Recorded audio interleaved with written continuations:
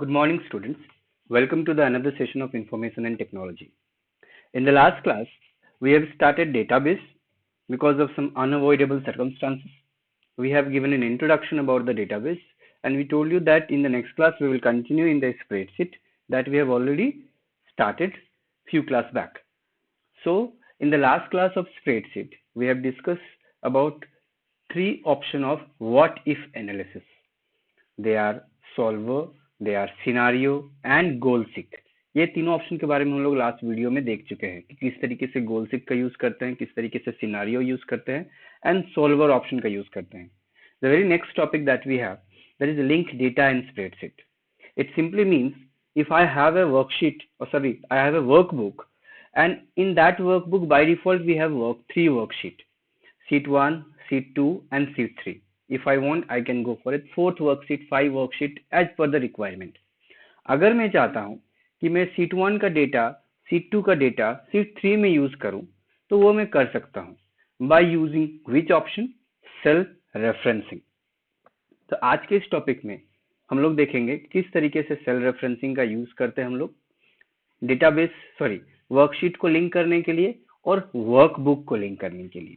तो कुछ भी स्टार्ट करने से पहले ये क्लियरली समझाना जरूरी है आपको कि एक वर्कबुक क्या है, एक वर्कशीट क्या है। There are many students who are very much confident कि what is workbook and what is worksheet, but still I would like to just have a kind of idea about this. जैसे ये एक Excel का worksheet मैंने open करके रखा है, ठीक है। ये एक्सेल का एक सीट है, इस पर्टिकुलर सीट को मैं ओपन करता हूँ, जैसे इस सीट को ही ओपन कर रहा हूँ, ब्लैंक है पूरी तरीके से। तो ये एक्सेल का जो फाइल है ये एक वर्कबुक है, ठीक है। जैसे आप ओपन करते हैं, एक नीचे एक एक्सेल का शॉर्टकट देख रहे हैं, राइट क्लिक करके मैं अगर इस पे वेट यहाँ पर अगर मैं माइक्रोसॉफ्ट एक्सेल में क्लिक करता हूँ तो एक एक्सेल का फाइल ओपन होगा मेरे स्क्रीन पे। तो ये जो स्क्रीन पे ओपन हुआ, दिस इज ए वर्कबुक। इस वर्कबुक का नाम क्या है? वर्कबुक 2, ठीक है, क्योंकि ऑलरेडी एक बुक ओपन है बुक 1 के नाम से। So workbook is basically the entire container, the main container, the actual file of Excel sheet या फिर किसी भी स्प्रेडशीट में, चाहे वो कैल्क में काम कर रहे हो, एक्सेल में काम कर रहे हो, the first thing that comes to your screen, the entire package, the entire application is called workbook. इस पूरे इसको एक अलग वर्कबुक बोलेंगे। और अगर मैं एक सैंपल डेटा बोल के मैंने एक वर्कबुक बना के रखा, ये एक अलग वर्कबुक हुआ, ठीक है। इसी तरीके से ये एक एक्सपोर्ट बुक करके एक अलग वर्कबुक हो गया। इसी तरीके से बुक 1 ये एक अलग वर्कबुक हो गया। So there are how many workbook have been open right now? 4 workbook. अगर कैल्क में देखेंगे तो कैल्क में भी मैंने 2 वर्कबुक ओपन करके रखा है, और हर वर्कबुक में बाय डिफॉल्ट 3 वर्कशीट होते हैं। How many worksheet?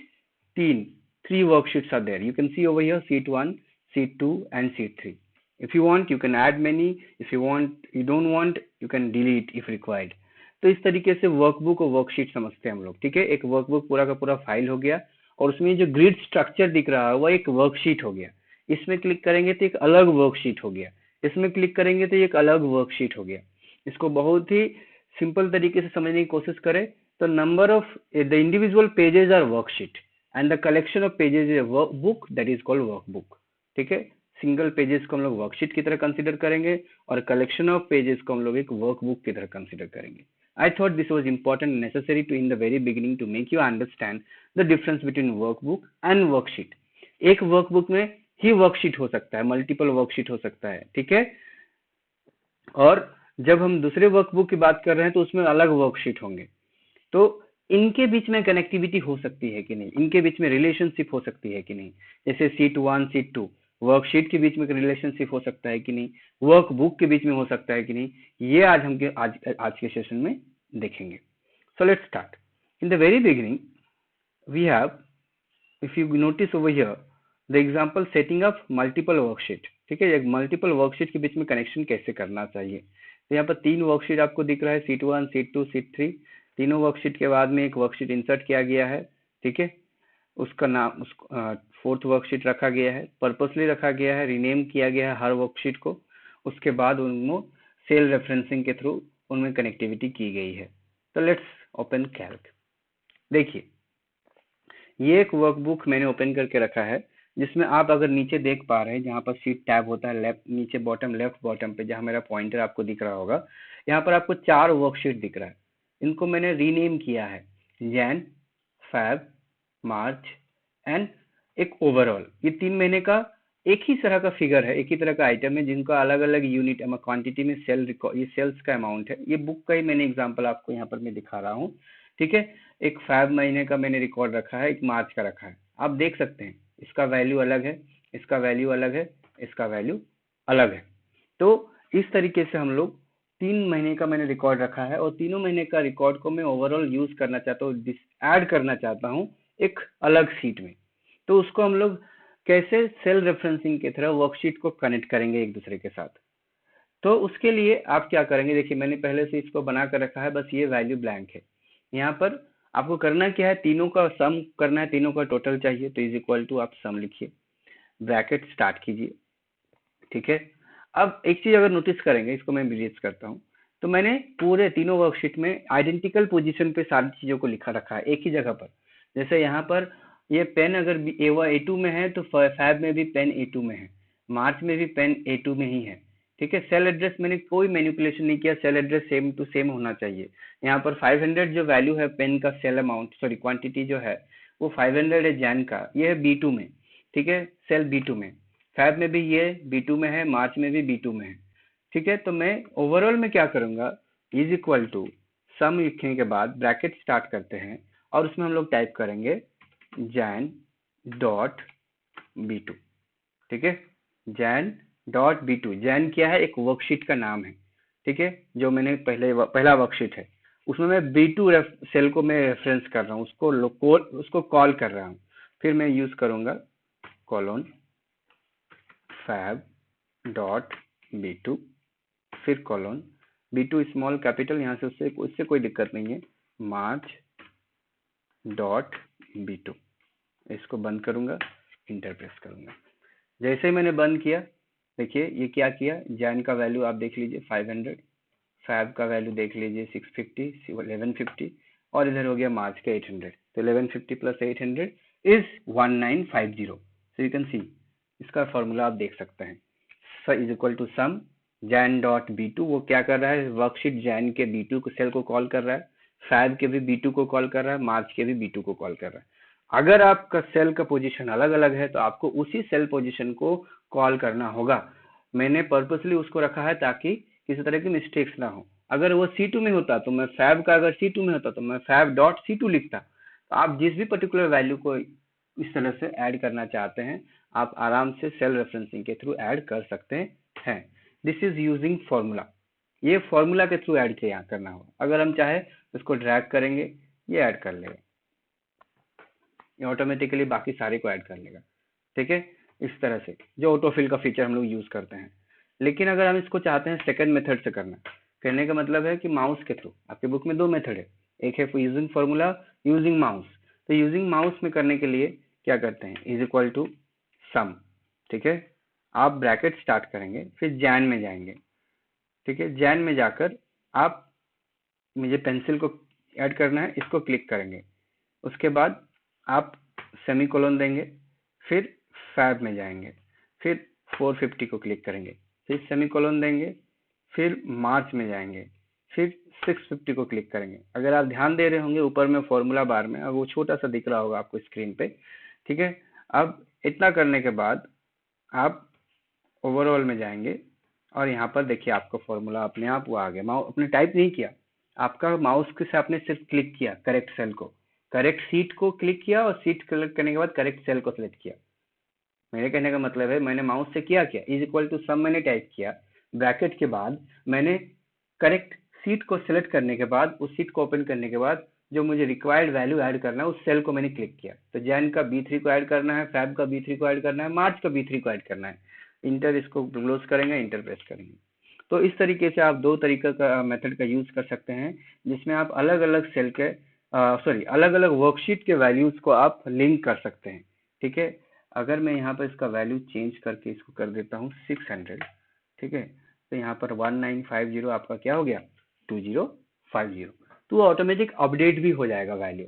इसका मतलब कि आपका जब भी आप सेल को एक बार लिंक कर देते हो अलग अलग वर्कशीट के सेल को, तो आप डेटा अगर चेंज भी कर रहे हो अपने प्राइमरी सीट्स पे, तो जो आपका फाइनल सीट है उस पर आपको ऑटोमेटिक डेटा अपडेट हो जाएगा। तो इस तरीके से हम लोग काम करते हैं सेल रेफरेंसिंग इन कैल्क यूजिंग डिफरेंट वर्कशीट। आपके बुक में एक लैब असाइनमेंट है जो मैं एक्सेल पे मैं आपको समझाने वाला हूँ। देखिए वेट,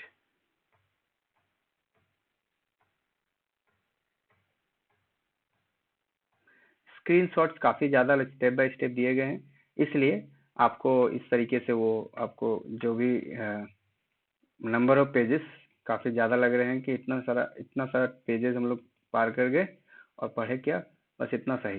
देखिए, क्योंकि स्टेप बाय स्टेप समझाया गया। ये एक लैब असाइनमेंट है जिसमें कहा गया है कि एक वर्कशीट बनाइए जिसमें कि आप एक वर्कशीट को रीनेम कीजिए अनिकेत के नाम से, जिसमें 5 सब्जेक्ट का नाम मार्क्स एंटर कीजिए, और एक नया वर्कशीट इंसर्ट कीजिए जिसमें कुणाल के नाम से रीनेम कीजिए। उसमें मार्क्स आपको इंसर्ट करना है जो उन्होंने स्पेसिफाई किया है, 19 इंग्लिश 85 जो भी है। और एक थर्ड वर्कशीट में आप बनाइए जिसमें कॉन्सो मार्क्स कंसोलिडेटेड मार्क्स बोल के एक सीट बनाइए जिसमें दोनों स्टूडेंट का टोटल मार्क्स डिस्प्ले कीजिए। So let's do this. Excel में हम लोग करेंगे। तो मैंने इसके लिए क्या किया है, मैंने एक ऑलरेडी बना के रखा है अनिकेत नाम से, एक मैंने देखिए वर्कशीट रीनेम करके रखा है, उसका मार्क्स मैंने इंसर्ट किया हुआ है। एक कुणाल नाम से मैंने किया हुआ है। सीट इंसर्ट करने की जरूरत मुझे पड़ी नहीं क्योंकि बाय डिफॉल्ट 3 वर्कशीट्स होते हैं। ठीक है, अगर जरूरत होती तो मैं करता। तो यहाँ पर मैंने मार्क्स इंसर्ट किया बुक के हिसाब से, और एक थर्ड वर्कशीट बनाया है कॉन्सो मार्क्स के हिसाब से। अब अगर अगर मुझे एक्सेल में करना होगा तो किस तरीके से काम करूंगा, तो इसके लिए देखिए मैंने कंसोलिडेटेड मार्क्स में अनिकेत राहुल का नाम लिख दिया है, टोटल मार्क्स लिख दिया है, बस दोनों का टोटल वैल्यू चाहिए। तो is equal to sum, bracket start करेंगे। मैं देखिए क्या कर रहा हूँ, क्लिक कर रहा हूँ, कहाँ कहाँ क्लिक कर रहा हूँ आपको ध्यान देना है। मुझे अनिकेत का टोटल चाहिए तो मैं अनिकेत के सीट पे जाऊंगा और क्लिक करूंगा 85 से लेकर 74 तक। ध्यान दीजिएगा मैंने क्या किया, अनिकेत के सीट में मैं गया और मैंने सारे मार्क्स को क्लिक कर लिया, सेलेक्ट कर लिया ड्रैग करके, 5 सब्जेक्ट का मार्क्स है। अब जैसे मैंने सेलेक्ट किया, अब मैं कॉन्सो मार्क्स में जाऊंगा या कंसोलिडेटेड मार्क्स में। अब देखिए यहाँ फॉर्मूला ध्यान से देखिए, कॉन्स मार्क्स, इसका सिंटैक्स अलग है एक्सेल का। इज इक्वल टू सम तो फॉर्मूला हो गया आपका, फंक्शन जो भी है। इसमें ये क्या कर रहा है, कंसोलिडेटेड मार्क्स ऑटोमेटिक ही चेंज हो गया, ये होना नहीं चाहिए, इसको आपको चेंज करना होगा फिर से। तो यहाँ क्लिक करेंगे, ठीक है, सॉरी ये आपका हट जाएगा। अगर आप ऊपर में देख पा रहे हैं जहाँ पर मैंने क्लिक किया, देखिए Aniket semi colon B1 colon B5, मतलब वो अनिकेत वाले सीट का B1 से B5 को ऐड करेगा। और यहाँ पर मैं ब्रैकेट बंद कर दूंगा, ठीक है, और इंटर प्रेस कर दूंगा। देखिए इसका टोटल आ गया। अब इसको ड्रैग करेंगे तो ये B1 इसी को रिकॉल करेगा। अगर मैं इसको ड्रैग करूंगा तो ये इसी को रिकॉल करेगा, इसलिए इसको हम लोग रिपीट नहीं करना चाहते हैं। क्या करेंगे हम लोग, इसमें हम लोग जाएंगे is equal to sum, bracket start करेंगे, कुणाल वाले को सिलेक्ट करेंगे। और देखिए जैसे मैंने कुणाल सेलेक्ट किया, फॉर्मूला बार में आपको अगर दिख रहा होगा, वो मैं जूम नहीं कर पाऊंगा, अगर आपको ऊपर में फॉर्मूला बार में दिख रहा होगा कॉलन कुणाल सेमी कॉलन, यानी कुणाल वाले सीट को वो कॉल कर रहा है। कहाँ से कहाँ तक, B1 से B5 तक। ब्रैकेट बंद करेगा, इंटर मारेगा। जैसे आप करेंगे तो आपको टोटल मार्क्स दोनों का दिख जाएगा। तो इस तरीके से आप एक्सेल में काम कर सकते हैं जब आप वर्कशीट को लिंक करना चाहते हैं। ठीक है, अब हम लोग वर्कबुक को लिंक अगर करना चाहेंगे तो कैसे करेंगे। तो वर्कबुक को लिंक करने के लिए नॉर्मली मैंने यहाँ पर एक्सेल सीट में एक ऑलरेडी बना कर रखा हुआ है। देखिए ये सीट अभी आपके सामने मैंने बनाया था, ठीक है, जिसमें जैन का मैंने सीट ओपन किया, ये कुछ वैल्यूज रखे हुए हैं। इसी वैल्यूज को मैं एक नया वर्कशीट है जिसमें मैं क्लिक करना चाहता हूँ, एक नया वर्कबुक है, सॉरी एक नया वर्कबुक है कैल्क का, जिसमें मैं वैल्यू को रिकॉल करना चाहता हूँ। तो एक वर्कबुक को कॉल करने के लिए काम काफ़ी आसान है। हम लोग नॉर्मली क्या करते हैं, इज इक्वल टू प्रेस करते हैं फॉर्मूला के लिए, जैसे कि हम लोग हमेशा एक इक्वल टू प्रेस करते हैं। अब इसके बाद हम लोग चले जाएंगे नए वर्कबुक में, सॉरी दूसरे पुराने वर्कबुक में। ये जो वर्कबुक है ये मेरा नया वर्कबुक है, ये ब्लैंक है। इसमें मुझे करना क्या है, मुझे इस पुराने वर्कबुक का डेटा चाहिए। ठीक है, ये एक मेरा वर्कबुक है डेमो क्लास 9 के नाम से, जिसका डेटा मुझे एक दूसरे वर्कबुक में चाहिए, यूज करना है। तो मैंने यहाँ पर क्या दिया, इसमें सेल 1 में मैंने इज इक्वल टू प्रेस किया, और इज इक्वल टू के बाद मैं पुराने वर्कबुक में जाकर इसी A1 को क्लिक करूंगा। जैसे A1 को क्लिक करूंगा, देखिए मैंने यहाँ पर A1 को क्लिक किया। अब आप फिर से नए वर्कबुक में चले जाइए। देखिए यहाँ पर आपको इस तरह से कुछ वैल्यू दिखेंगे। ये पाथ दिख रहा है, किसका पाथ, डेमो क्लास वाले फाइल का पाथ। ठीक है, तो ये डेमो क्लास का जो फाइल है ये आपका डेस्कटॉप में सेव है, सी ड्राइव के आसूस यूजर्स के आसूस जो भी इसका पाथ है कंप्लीट डायरेक्टली दिख रहा है डेस्कटॉप में डेमो क्लास के नाम से .ods कैल्क फाइल का एक्सटेंशन है। और इसको हम लोग कहाँ कॉल कर रहे हैं, ये यहाँ पर इसको किसने कॉल किस पर्टिकुलर सेल को किया है, इसने जैन वर्कशीट के A1 सेल को यानी फर्स्ट सेल को कॉल किया है। और जैसे मैं इसको यहाँ पर एक्सेप्ट बटन दिख रहा है आपको ग्रीन, ये रेड कलर में जो ओके का साइन का जो सिंबल दिख रहा है टिक का, इस पर क्लिक करेंगे। अच्छा, is equal to ref error, यहाँ पर एरर दे दिया, देना नहीं चाहिए। इसको हम लोग एक्सेल में ट्राई करते हैं। ठीक है, वेट अ मिनट, चलिए यहाँ पर देखिए कुछ डेटा मैंने टाइप करके रखा हुआ है, customer name, customer ID, order ID, cost, मैंने कुछ 5 रैंडम नाम लिखा है यहाँ पर। कस्टमर आईडी आप कुछ भी दे दीजिए, 3 4 5 1 6 जो भी है। ऑर्डर आईडी भी आप कुछ दे दीजिए, 105 107 10 0 111 112 जो भी आपने एक ऑर्डर आईडी दे दिया। कॉस्ट ये एक रैंडम टेबल है, ठीक है, ये एक मेरा सैंपल डेटा के नाम से मैंने एक वर्कबुक बना के रखा है। ये एक्सेल में मैं आपको दिखा रहा हूँ, सैंपल डेटा के नाम से एक मैंने एक वर्कबुक बना के रखा है। इसमें मैं कुछ वैल्यू स्टोर कर रहा हूँ, कस्टमर का नाम, कस्टमर का आईडी, कस्टमर ने जो ऑर्डर दिया उसका आईडी, और उसको जो कॉस्ट उसको बेयर करना है। तो इसके लिए कॉस्ट में इसके लिए एक फॉर्मूला यूज कर लेता हूँ, is equal to RAND BETWEEN। ये एक फंक्शन है जिससे आप कोई भी रैंडम वैल्यू जनरेट कर सकते हैं 2 नंबर के बीच में। देखिए रैंड बिटवीन, अब ब्रैकेट जैसे देंगे तो आपको 2 नंबर देना होगा बॉटम टू टॉप। तो मैं 10 से लेकर 50 या फिर इसको कर देता हूँ 100 से लेकर 1000 के बीच में। ठीक है, कोई भी रैंडम नंबर वो जनरेट करेगा। इसको ड्रैग कर देते हैं ऑटो फिल के थ्रू, देखिए कोई भी रैंडम नंबर वो जनरेट कर लिया। अब ये एक मेरा सैंपल डेटा, एक मैंने एक वर्कबुक बनाया, एक और वर्कबुक बना लेते हैं। इस वर्कबुक को मैंने पहले से सेव करके रखा है एक्सपोर्ट बुक के नाम से। ठीक है, कुछ भी नाम दे सकते हैं आप अपने हिसाब से, इसमें कोई बहुत ज़्यादा आपका टर्म्स एंड कंडीशन नहीं है। लेकिन ध्यान रखना है कि दोनों वर्कबुक सेम लोकेशन पे हो, दोनों वर्कबुक मेरा डेस्कटॉप पे है। अब देखिए यहाँ पर मुझे क्या करना है, आपका जो भी मैंने फाइल बनाया है क्या नाम से सैंपल डेटा, सैंपल डेटा का जो मुझे डेटा चाहिए, इसको मैं क्लोज कर देता हूँ, wait a minute. Sample data का जो मुझे डेटा चाहिए वो मुझे एक्सपोर्ट बुक में चाहिए, इस बुक पर्टिकुलर सीट में चाहिए। तो मैं यहाँ पर क्लिक करूँगा, is equal to sample data में जाऊँगा और मैं कस्टमर नेम पे क्लिक करूँगा। जैसे कस्टमर नेम पे क्लिक करूँगा और सैंपल डेटा पे आऊँगा, देखिए यहाँ पर आपको एक फॉर्मूला दिख रहा है, ध्यान से देखिए, इस चीज़ को समझने की कोशिश कीजिए। This is how we link different workbook. इसके पहले जो देखा हम लोगों ने देखा how to link different worksheet. अब डिफरेंट वर्कबुक को लिंक करने के लिए मैंने क्या किया, एक सीट पे कुछ डेटा ऑलरेडी टाइप किया जिसको आप लोग देख रहे हैं सैंपल डेटा के नाम से। ठीक है, यहाँ पर मैंने ऑलरेडी कुछ टाइप किया और एक सीट को ब्लैंक रखा। और मैंने ठीक उसी जगह पर मैंने क्लिक किया जहाँ पर मेरा फर्स्ट कॉलम नेम है, दैट इज कस्टमर नेम। जैसे मैंने कस्टमर नेम यहाँ पर इज इक्वल टू टाइप किया, और इसको मैं फिर से दिखा देता हूँ, इज इक्वल टू मैंने टाइप किया और इतना करने के बाद मैं सैंपल डेटा वाले कॉलम में गया, सीट में गया, कस्टमर नेम को मैंने क्लिक किया और कुछ नहीं, आप यहाँ पर आइए। अब देखिए इसको मैं इंटर प्रेस करने से पहले आपको एक्सप्लेन कर देता हूँ। यहाँ पर आपको दिख रहा है सैंपल डेटा डॉट XLSX, मतलब ये रेफरेंस कर रहा है, यूज कर रहा है किस सीट को, एक किस वर्कबुक को, सैंपल डेटा नाम के सीट को जिसका एक्सटेंशन है डॉट XLSX, एक्सेल का जो एक्सटेंशन है। ये ब्रैकेट में नहीं, ये आपको करली ब्रैकेट, सॉरी करली ब्रैकेट भी नहीं है, हम लोग इसको नॉर्मल बिग ब्रैकेट हम लोग टर्म यूज करते थे।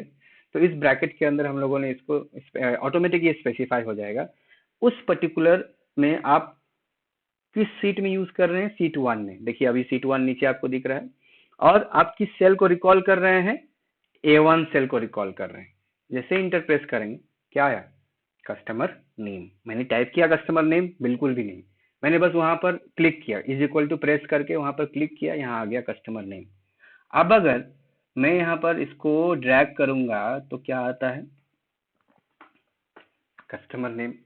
क्यों आता है कस्टमर नेम, क्योंकि यहाँ पर किस रेफरेंसिंग का यूज हुआ है, आप अगर आप ध्यान से समझेंगे तो this is having $sign in both column and row number, so this is called absolute referencing. और एब्सोल्यूट रेफरेंसिंग में होता क्या है कि आपका सेल एड्रेस चेंज नहीं होता है, वो फिक्स हो जाता है।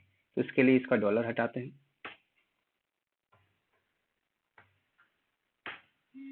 ठीक है, या डॉलर रहने देते हैं मान के चलिए। चलिए इसको डॉलर अगर हम रहने भी दिए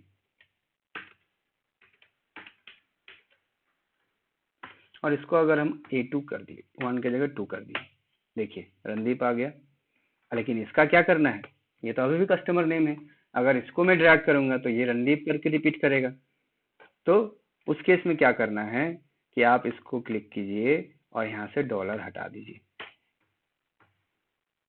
डॉलर हटाने के बाद आप क्लिक करेंगे, रणदीप आ गया, इसको आप ड्रैग कीजिए, देखिए मुकेश श्यामल नयन राशि, जो नाम आपका यहाँ पर है वो नाम आपका यहाँ भी आ गया। अब आपको वैल्यूज भी करना है, कॉपी करना है, यूज करना है। तो क्या करना है आपको उसके लिए, यहाँ पर आप जैसे ऑटोफिल के लिए आप ड्रैग करते हैं पॉइंटर को रख के, जैसे मैंने ड्रैग किया, देखिए मेरा पॉइंटर का शेप देखिए एकदम थिन प्लस साइन के फॉर्म में है। अब इसको छोड़ेंगे नहीं, इस पॉइंटर को हम लोग इसको ड्रैग करने के लिए होल्ड करके रखेंगे और यहाँ पर लेफ्ट की ओर ले जाएंगे। देखिए आपको दिख रहा है customer ID, customer order ID. ये लास्ट कॉलम मैंने एक एक्स्ट्रा ले लिया, इसको मैं नहीं लेना एक्स्ट्रा। देखिए रैंडम वैल्यू जनरेट कर रहा है लास्ट कॉलम में, ये बाकी सेम है 25476105, जो भी है आपका यहाँ पर सब कुछ सेम है, देख लीजिए 254। अब आपको ऊपर में कॉलम चाहिए, कॉलम नेम सब, तो वो भी मिल जाएगा, ठीक है। तो इसके लिए यहाँ पर पॉइंटर को रखकर ऊपर की ओर ड्रैग करेंगे, इस तरीके से स्क्रीन पे दिखेगा। देखिए तो आप किसी दूसरे सीट के वैल्यू को दूसरे सीट में, सॉरी दूसरे वर्कबुक के वैल्यू को दूसरे वर्कबुक में भी यूज कर सकते हैं, ठीक है। यहाँ पर मैं कुछ अपडेट कर देता हूँ, इसको 5 की जगह पर 55 अगर कर दूं तो कुछ चेंज होता है, yes it change here also. तो this is how we can link different worksheet and different workbook. I hope आपको चीजें समझ में आई होंगी किस तरीके से करते हैं स्टेप बाय स्टेप। नहीं समझ में आई वीडियो को और एक बार देखिए, स्लो, थोड़ा स्पीड स्लो करके आप देख सकते हैं। आई होप आपको आसानी से समझ में आ जाएंगे। इसके बाद कुछ टॉपिक है, हाइपरलिंक कैसे करते हैं एक्सेल सीट में, कैसे डेटा सीट को शेयर करते हैं, ये 2 टॉपिक है। I will try to cover the topic in the next class itself. उसके बाद जो भी आपका है हम लोग आगे देखेंगे। So this is what we have for the day. I hope things are clear to you. So everyone, thank you everyone, and stay home, stay safe, and yes, stay happy.